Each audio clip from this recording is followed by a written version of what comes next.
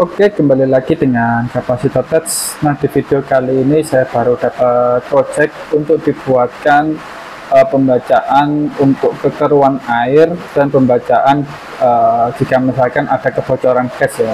Untuk sensor yang digunakan di sini yaitu turbidity. Turbidity untuk membaca kekeruan air, dia keruh atau tidak airnya, itu menggunakan turbidity sensor.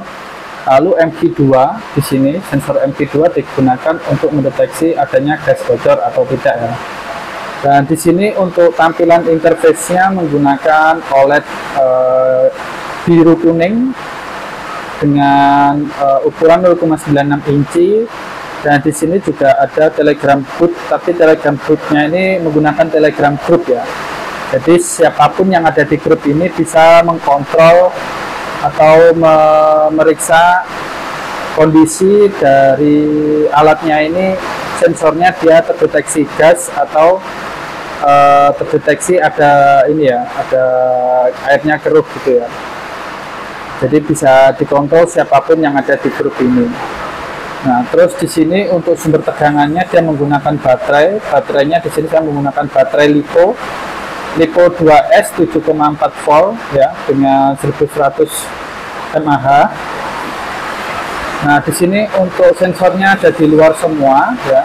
Ini juga ada kabel keluar di sini. Terus di sini juga ada tombol powernya.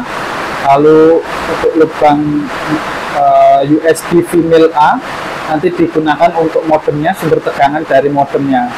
Jadi di sini menggunakan USB modem nantinya. Terus di sini ada tombol reset.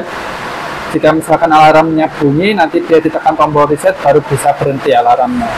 Ini tombol untuk lubang untuk upload programnya di sini. Nah, sekarang saya akan tunjukkan untuk cara kerjanya ya. Jadi cara kerjanya, baterainya dipasang terlebih dahulu, terus kemudian baru nyalakan powernya.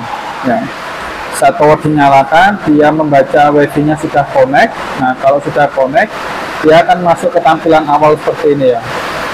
Nah, terus dia akan mengirimkan notifikasi bahwa gas tidak terdeteksi dan air jernih, karena tidak ada mendeteksi adanya gas, dan airnya pun yang terbaca dia tidak keruh, jernih ya airnya. Dan di sini nanti dia akan mengirimkan setiap 2 jam sekali untuk notifikasinya kondisi dari sensor MG2 dan turbidity-nya. Makanya di sini di dalamnya sudah ada RTC di dalamnya. Jadi RTC ini digunakan untuk pengiriman notifikasi setiap 2 jam sekali. Dan di sini juga ada XL4015 digunakan untuk step down dari baterainya, karena baterainya itu 7,4, dan untuk OLED sensor ESP32 dia membutuhkan tegangan 5 volt.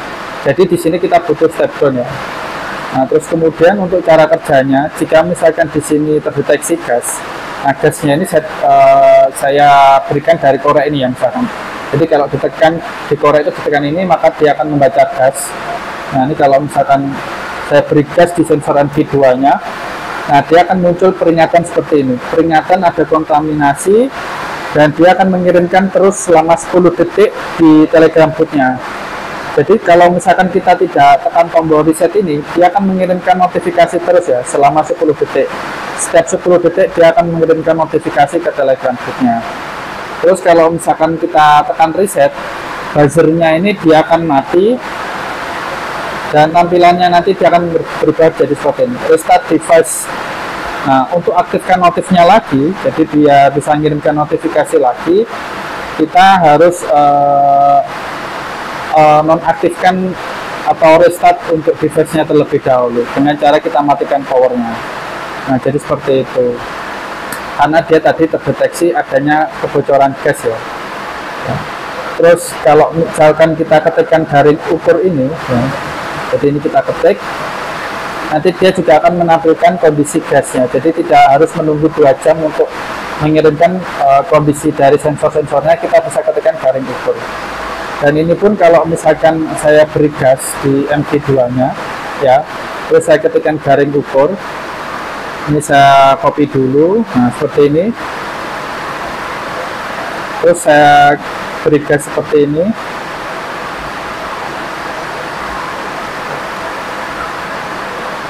Nah, nanti dia akan muncul gas terdeteksi ya. saat kita misalkan ketik garing ukur, tapi di sini notifikasinya dia tidak terkirim dan buzzernya dia tidak berbunyi karena kita belum restart untuk device-nya ya. Jadi seperti itu. Dan kalau misalkan kita pindahkan dari air jernih ke air keruh yang ini ya, itu nanti juga notifikasinya dia tidak akan terkirim karena kita belum restart untuk device-nya. Jadi kita matikan dulu untuk device-nya, baru bisa mulai lagi untuk mengirimkan notifikasi ya. Nah ini kalau misalkan kita ketikkan garing ukur,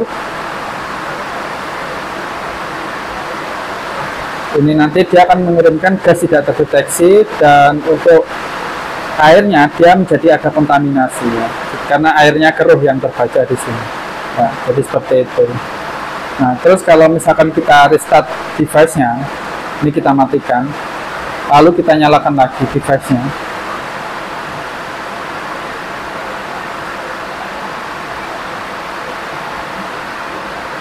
nanti kita akan mendapatkan notifikasi lagi ya. Nah ini kita mendapatkan notifikasi karena ada kontaminasi yang terbaca di sini air keruh ya.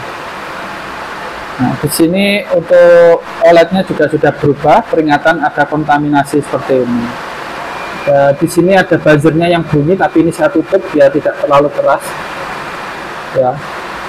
Ini kalau misalnya saya buka, buzzernya bunyi di sini ya. Nah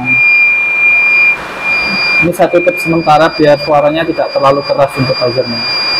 Dia akan mengirimkan notifikasi terus, dan buzzernya akan bunyi terus kalau misalkan tombol resetnya tidak ditekan. Setiap 10 detik dia akan mengirimkan notifikasi ke Telegram. Saat tombol resetnya ini kita tekan, nah dia baru mati ya. Buzzernya mati dan Telegram bootnya tidak akan mengirimkan notifikasi lagi. Nah jadi seperti itu untuk prinsip kerja dari alatnya. Nah bagi teman-teman yang memiliki project, mau dibuatkan project menggunakan ESP32 berbasis IoT atau menggunakan ESP8266, bisa langsung chat saya di Shopee atau Tokopedia. Teman-teman bisa jelaskan mau dibuatkan project seperti apa, lalu dijelaskan cara kerja dari projectnya itu seperti apa. Nanti bisa saya hitungkan untuk range biaya dari projectnya itu berapa, nanti bisa saya buatkan. Dan di sini juga sudah dibuatkan kalau misalkan request menggunakan box seperti ini, tidak, teman-teman bisa jelaskan di Shopee atau Tokopedia saya ya.